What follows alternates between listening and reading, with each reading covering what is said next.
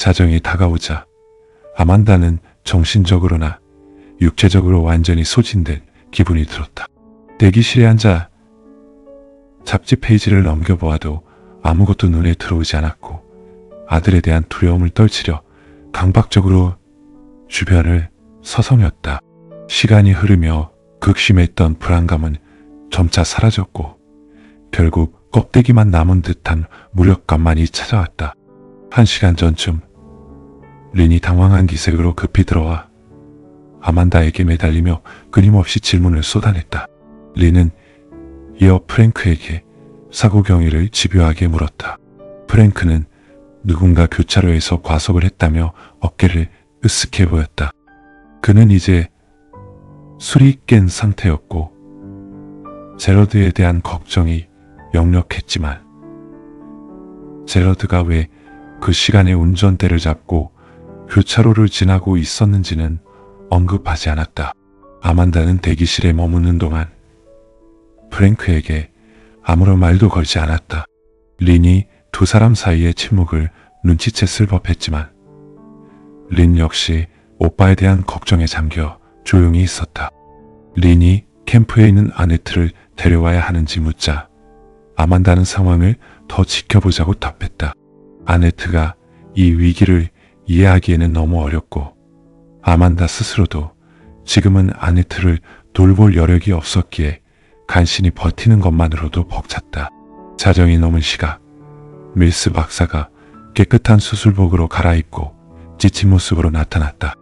아만다와 린, 프랭크는 자리에서 일어났다. 박사는 수술이 잘 되었으며 제러드가 무사할 것이라는 말을 곧바로 전했다. 제러드는 몇 시간 동안 회복실에 머물렀고 이후 중환자실로 옮겨진 뒤에야 아만다는 그를 만날 수 있었다. 평소 밤에는 면회가 금지되는 곳이었지만 밀스 박사가 특별히 예외를 두어 허락해 주었다. 린은 얼굴에 입은 충격으로 두통이 심하다는 프랭크를 집까지 바래다 주었다. 린은 다시 병원으로 돌아와 어머니 곁을 지키겠다고 했지만 아만다는 밤새 제러드와 함께 있겠다며 이를 거절했다. 아만다는 몇 시간 동안 아들의 침대 곁에 앉아 심박 측정기에 전자암과 인공호흡기가 내뿜는 거친 숨소리를 들었다.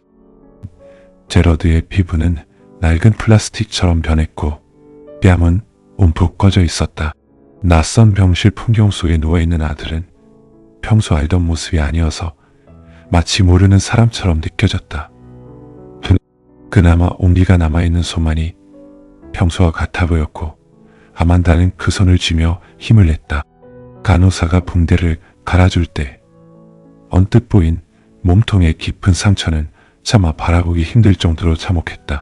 아만다는 제러드가 오늘 중으로 깨어날 것이라는 의사의 말을 떠올리며 그가 사고 당시와 병원 도착 순간을 얼마나 기억할지 궁금해했다. 상태가 급격히 나빠졌을 때 겁에 질리지는 않았을지 혹은 곁에 있어주길 바랐을지 생각하자 가슴이 먹먹해졌다. 아만다는 제러드에게 필요한 만큼 계속 곁에 머물겠다고 다짐했다. 병원에 온 이후로 잠을 이루지 못한 아만다는 기계들의 규칙적인 소리에 취해 깜빡 잠이 들었다. 침대 난간에 머리를 기댄 채 잠든 그녀를 20분 뒤 간호사가 깨우며 잠시 집에 다녀오는 것이 어떻겠냐고 권했다. 아만다는 고개를 저으며 아들의 망가진 몸에 자신의 힘이 전달되기를 바라는 마음으로 그를 바라보았다. 회복 후에는 거의 정상적인 생활이 가능할 것이라는 밀스 박사의 말을 되새기며 더 큰 불행은 없었다는 위안을 주문처럼 반복해서 울조렸다. 중환자실 창밖으로 날이 밝아오자 병원은 다시 활기를 띠기 시작했다. 교대하는 간호사들과 아침 식사 카트가 분주히 움직였고 회진을 시작한 의사들의 목소리가 섞이며 주변은 소란스러워졌다. 간호사가 도뇨관을 확인해야 한다고 말하자 아만다는 마지못해 병실을 나와 카페테리아로 향했다. 자레드가 깨어나는 순간을 놓치지 않으려면 카페인으로 기운을 차려야 했기 때문이다. 이른 시간임에도 줄에는 밤을 지새운 사람들이 길게 늘어서 있었다. 그 뒤로 20대 후반으로 보이는 한 남자가 자리를 잡았다. 쟁반을 챙기던 남자는 아내에게 죽을지도 모르겠다며 너스레를 떨었다.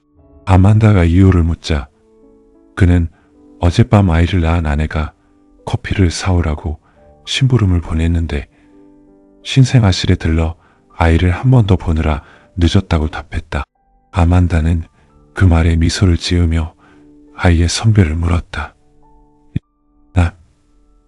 남자는 처사들인 가브리엘의 이름을 알려주었다. 아만다는 자레드와 주변 지인들을 떠올리며 이곳 병원이 인생에서 가장 행복했던 날과 가장 슬펐던 날이 모두 교차하는 장소임을 생각했다. 그는 남자에게 축하한다는 인사를 건넸다. 커피를 주문하려는 사람들이 복잡한 메뉴를 고르는 바람에 줄이 천천히 줄어들었다. 결제를 마친 아만다가 시계를 확인하니 15분이 지나 있었다. 중환자실에는 커피를 가지고 들어갈 수 없을 것 같다. 그녀는 창가 쪽 테이블에 앉아 주차장에 차들이 하나둘 들어오는 모습을 지켜보며 음료를 마셨다. 커피를 다 비운 아만다는 화장실로 향했다. 거울 속에는 잠을 설쳐 초췌해진 낯선 얼굴이 보였다. 그녀는 차가운 물로 뺨과 목을 씻어내며 최대한 단정한 모습으로 가다듬었다. 다시 엘리베이터를 타고 중환자실로 돌아가려는데 문 앞에 서 있던 간호사가 그녀를 가로막았다. 지금은 안으로 들어갈 수 없다는 간호사의 말에 아만다는 걸음을 멈추고 이유를 물었다. 하지만 간호사는 굳은 표정으로 대답하지 않았고 아만다의 마음속에는 다시금 불안감이 밀려왔다.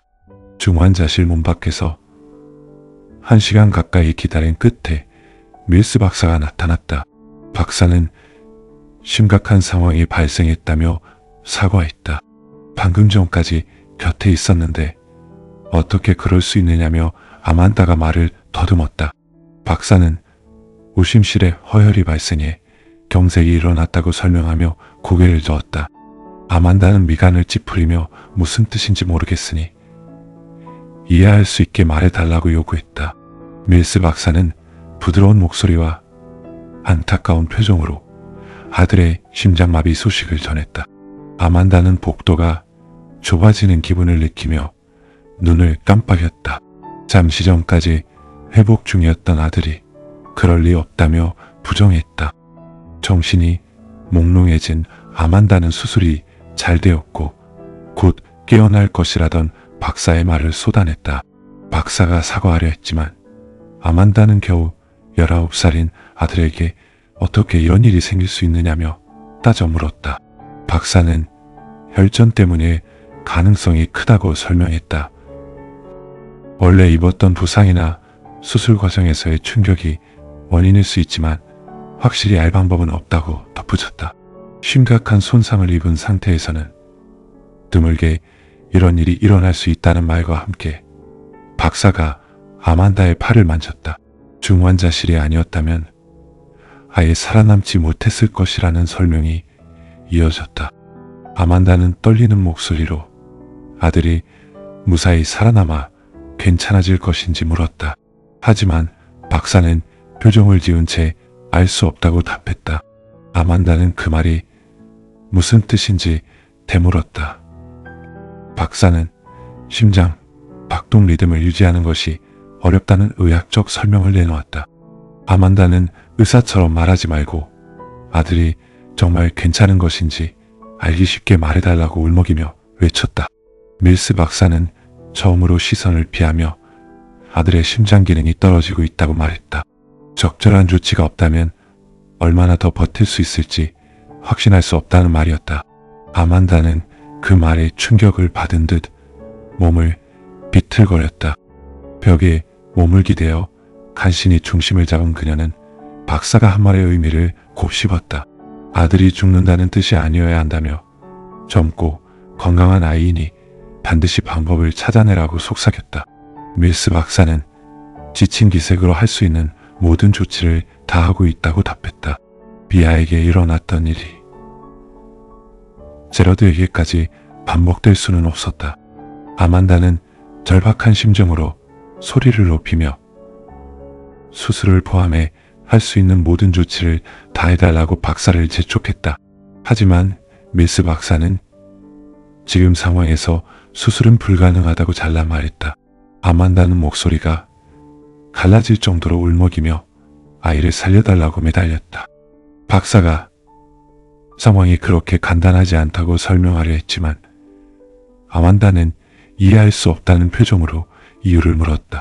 박사는 이식위원회와 긴급회의를 소집해야 한다고 답했다. 이식이라는 단어를 듣는 순간 아만다의 평정심은 완전히 무너졌다. 박사는 중환자실 문 쪽을 한번 살핀 뒤 한숨을 내쉬며 아들에게 새 심장이 필요하다고 말했다. 이후 아만다는 제러드의 첫 수술 때 머물렀던 대기실로 다시 안내받았다. 그곳에는 아만다처럼 긴장과 무력감이 서린 얼굴을 한 세 사람이 더 있었다.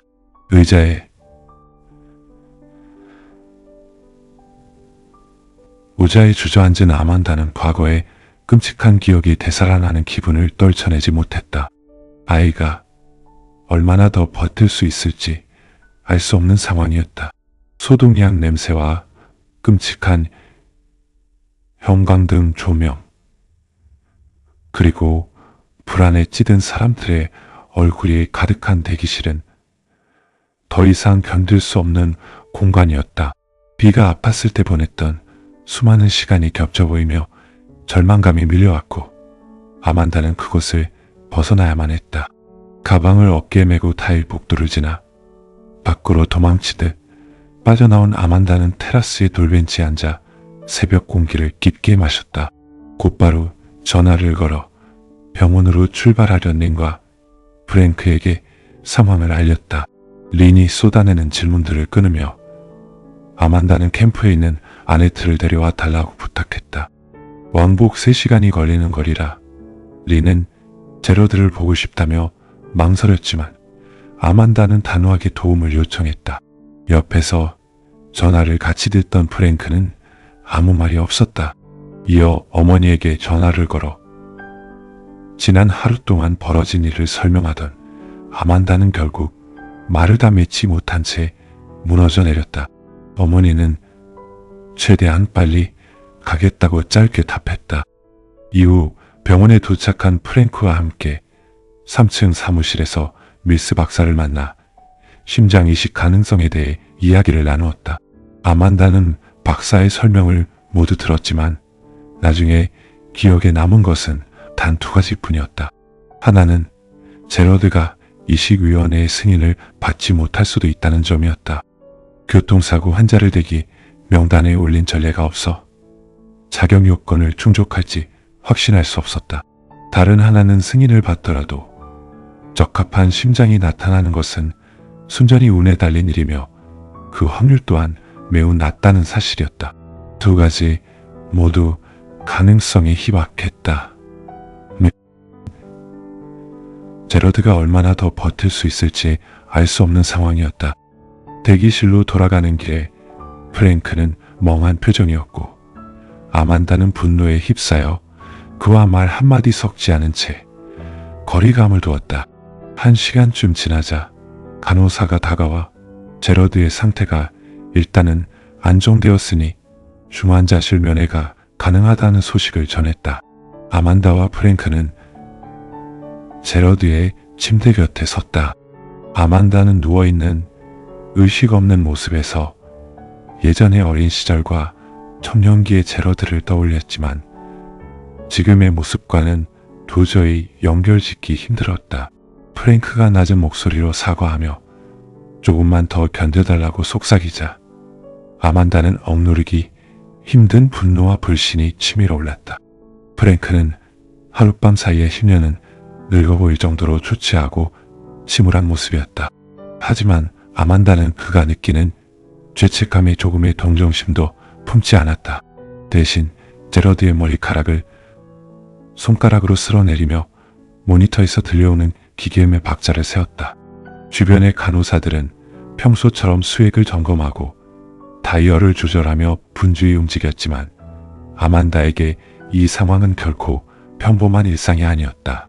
가족의 삶이 솜돌이째 끝나는 기분이었다. 이식위원회 회의가 곧 열릴 예정이었다. 제로드 같은 환자가 대기 명단에 오를 전례가 없었기에 만약 거절된다면 아들은 죽음을 맞이하게 된다. 그때 린이 애착 인형인 원숭이를 품에 안은 아네트와 함께 병원에 도착했다. 간호사들의 배려로 남매는 함께 중환자실에 들어왔다. 린은 창백해진 얼굴로 제러드의 뺨에 입을 맞췄고 아네트는 원숭이 인형을 침대 위에 올려두었다. 중환자실에서 몇 층 위로 떨어진 회의실에서는 이식위원회의 긴급 투표가 시작되었다. 밀스 박사가 제러드의 프로필과 과거 병력 그리고 현재 상황의 시급함을 설명하며 안건을 제시했다. 보고서를 훑어보던 위원회 위원 한 명이 미간을 찌푸리며 환자가 우열성 심부전 상태라는 점을 언급했다.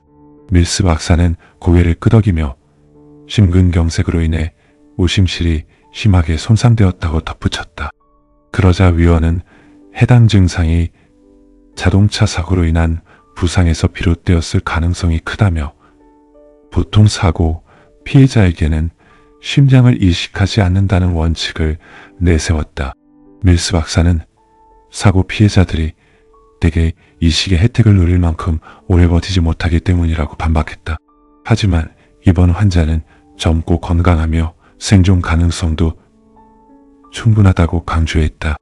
심근경색의 정확한 원인은 아직 알 수 없지만 우렬성 심부전은 이식 기준에 부합한다는 설명이었다. 밀스 박은 서류를 내려놓고 동료들의 얼굴을 하나하나 살피며 몸을 앞으로 기울였다. 그는 환자가 24시간을 버티기 힘들 것 같으니 명단에 올려달라고 간곡하게 요청하며 젊은 환자에게 살 기회를 주어야 한다고 호소했다. 위원회 위원들 몇몇이 회의적인 눈빛을 주고받았다. 전례가 없는 사례인데다 시간이 너무 촉박해 기증자를 찾을 확률이 거의 없다는 판단이었다. 어떤 결정을 내리든 환자가 사망할 가능성이 컸기에 그들은 침묵했다.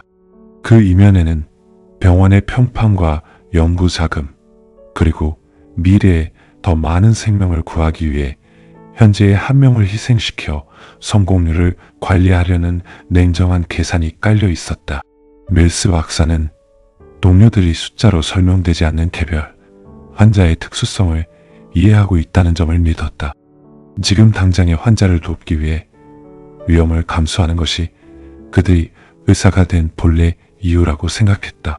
결국 위원회는 만장일치로 권고안을 통과시켰다. 1시간 만에 환자는 기적적으로 기증자가 나타날 경우 가장 먼저 수술을 받을 수 있는 1하 등급의 우선순위를 부여받았다. 밀스 박사가 이 소식을 전하자 아만다가 벌떡 일어나 그를 세게 껴안았다. 그녀는 고맙다는 말을 계속해서 되풀이했다. 기증자가 나타나길 바라는 희망을 입 밖으로 내뱉는 것조차 두려운 듯 그녀는 그 말 외에 아무것도 덧붙이지 못했다. 대기실로 들어온 에블린은 충격에 빠진 가족들의 모습을 보고 누군가 이들을 돌봐야 한다고 판단했다. 그녀는 가족 한 명 한 명을 차례로 안아주었으며 특히 아만다를 가장 오래 품에 안았다. 에블린은 가족들의 상태를 살피더니 누가 배가 고픈지 물었다. 에블린은 린과 아네트를 식당으로 이끌었고 대기실에는 프랭크와 아만다만 남게 되었다. 아만다는 무언가를 먹는다는 생각조차 할 수 없었으며 프랭크가 어떻게 되는지는 중요하지 않았다. 오직 제러드에 대한 생각뿐이었고 그저 기다리며 기도할 수밖에 없었다. 중환자실 간호사가 대기실 앞을 지나가자 아만다는 복도까지 쫓아가 그녀를 불러 세웠다. 아만다는 떨리는 목소리로 기증자 소식이 있는지 물었지만 간호사는 아직 소식이 없다며 미안하다고 답했다. 아만다가 복도에 서서 두 손으로 얼굴을 감싸쥐었을 때 대기실에서 나온 프랭크가 그녀의 곁으로 다가왔다. 프랭크는 기증자를 찾을 수 있을 거라고 말했다. 그가 조심스럽게 몸에 손을 대자 아만다가 그를 향해 몸을 돌렸다. 프랭크가 다시 한번 기증자를 찾을 것이라고 말하자 아만다의 눈빛이 날카로워졌다. 아만다는 프랭크가 그런 약속을 할 수 있는 사람이 아니라고 쏘아붙였다. 프랭크가 당황하며 말을 흐리자 아만다는 의미 없는 말은 하지 말고 아무 말도 하지 말라고 덧붙였다. 프랭크가 부어오른 콧등을 만지며 말을 꺼내려 했지만 아만다가 이를 가로막았다. 아만다는 아들이 죽어가고 있는데 기분을 좋게 만들려는 거냐며 소리를 질렀고 그 목소리가 타일 복도에 울려 퍼지자 주변 사람들이 돌아보았다. 프랭크가 낮은 목소리로 아이는 자신의 아들이기도 하다고 답했다. 그 순간 아만다가 억눌렀던 분노를 터뜨리며 왜 아들이 자신을 데리러 오게 했는지 따져 물었다. 운전을 못할 정도로 술에 취했던 이유를 묻는 아만다의 외침에 프랭크가 이름을 불렀지만 소용없었다. 아마는 프랭크가 늘 그랬듯 술에 취해 자신을 돌보지 못한 탓에 아이가 차에 타게 된 것이라며 비명을 질렀다. 복도의 환자들이 문 밖으로 고개를 내밀고 간호사들이 걸음을 멈춘 사이 프랭크는 사고였다며 말을 끼워 넣으려 했다. 아만다는 이것이 단순한 사고가 아니라고 소리쳤다. 프랭크가 맥주를 사고 마신 행동이 결국 모든 일을 시작하게 만들었으며 그 결과 자레드가 차 앞에 서게 된 것이라고 몰아세웠다. 복도에 있는 사람들은 안중에도 없는 듯 거칠게 숨을 몰아쉬던 아만다는 그동안 술을 끊어달라고 애원했던 기억을 꺼냈다. 프랭크가 아이들이나 아내의 바람에는 관심 없이 오직 자신의 상처와 슬픔에만 매몰되어 있었다고 아만다가 쏘아붙였다. 비가 세상을 떠났을 때 자신 또한 무너져 내렸지만 아이를 낳고 기르며 병수발을 든 것은 오직 자신뿐이었다고 강조했다. 아만다는 손가락으로 자신의 가슴을 강하게 찌르며 프랭크와는 달랐음을 역설했다. 정작 감당하지 못한 쪽은 프랭크였으며 그 때문에 아기와 남편을 동시에 잃은 셈이 되었다고 말했다. 그런 상황에서도 어떻게든 버티며 최선을 다해 살아왔다는 말을 끝으로 아만다는 씁쓸한 표정을 지으며 프랭크에게서 몸을 돌렸다. 아만다는 프랭크를 떠날 용기가 없었던 탓에 아들의 시간이 얼마 남지 않게 되었다며 진작 그랬어야 했다고 쏘아붙였다. 프랭크는 그 말을 듣는 도중 시선을 바닥으로 떨구었고 기운이 빠진 아만다는 복도를 따라 그에게서 멀어졌다. 잠시 멈춰선 아만다는 사고였다는 점과 프랭크가 미안해 한다는 사실을 알고 있다고 말했다. 하지만 미안함만으로는 부족하며 프랭크가 없었다면 이런 상황이 오지 않았을 것이라는 말을 남겼다. 병동에 울려 퍼진 그 도전적인 말에 프랭크는 아무런 대답이 없었고 아만다는 결국 자리를 떴다. 중환자실 면회가 다시 허용되자 아만다와 딸들은 교대로 제러드의 곁을 지켰다. 아만다가 1시간 가까이 머물다 나간 자리를 에블린이 이어받았지만 그녀는 몇 분밖에 머물지 않았다. 에블린이 다른 가족들을 밖으로 내보낸 뒤 아만다는 다시 혼자 제러드의 침대 곁으로 돌아와 간호사들이 교대할 때까지 자리를 지켰다. 여전히 장기 기증자에 대한 소식은 들리지 않았다. 저녁 시간이 되었을 때 에블린이 나타나 아만다를 중환자실 밖 카페테리아로 이끌었다. 음식 생각만 해도 메스꺼웠지만 아만다는 어머니의 감시 아래 샌드위치를 먹었다. 아무런 맛도 느껴지지 않는 음식을 기계적으로 삼키던 아만다는 마지막 조각을 겨우 먹어치우고 비닐 포장지를 구겼다. 식사를 마친 아만다는 곧장 중환자실로 돌아갔다. 밤 8시가 되어 공식적인 면회 시간이 끝나자 에블린은 아이들이 집으로 돌아가는 것이 좋겠다고 판단했다. 프랭크가 아이들과 동행하기로 했지만 밀스 박사의 배려로 아만다만은 중환자실에 계속 남게 되었다. 저녁이 깊어지자 병원의 소란스러움이 점차 잦아들었다. 아만다는 자리 뒤에 침대 곁에 가만히 앉아 있었다. 멍한 정신으로 간호사들이 교대하는 모습을 지켜보았지만 그들이 방을 나가면 이름조차 기억나지 않았다. 예전에 비를 살려달라고 빌었던 것처럼 아만다는 아들의 생명을 구해달라고 신에게 계속해서 기도했다. 이번만큼은 그 간절함이 닿기를 바랄 뿐이었다. 자정이 조금 넘은 시각에 밀스 박사가 방으로 들어왔다. 박사는 집에 가서 쉬라며 무슨 일이 생기면 반드시 연락하겠다고 약속했다. 하지만 아만다는 자리 뒤에 손을 놓지 않은 채 턱을 치켜 세우며 단호하게 거절했다. 아이를 두고 떠나지 않겠다는 의지였다. 새벽 3시가 다 되었을 무렵 밀스 박사가 다시 중환자실을 찾았다. 아만다는 너무 지쳐서 몸을 일으킬 힘조차 없었다. 박사가 소식이 있다고 말하자 아만다는 모든 희망이 사라졌다는 말을 듣게 될 것이라 확신하며 무감각한 기분에 휩싸였다. 하지만 박사의 표정에는 희망과 비슷한 무언가가 서려 있었다. 100만 분의 1의 확률을 뚫고 기적적으로 잃지 않은 대상을 찾았다는 말에 아만다는 온몸의 신경이 깨어나는 기분을 느끼며 그 의미를 되물었다. 기증받을 심장이 현재 병원으로 운송 중이며 이미 수술 일정이 잡혀 의료진이 소집되고 있다는 소식이 전해졌다. 아만다는 쉰 목소리로 제러드가 살 수 있게 된 것이냐고 물었다. 박사가 그렇다고 답하자 아만다는 병원에 온 이후 처음으로 눈물을 터뜨렸다.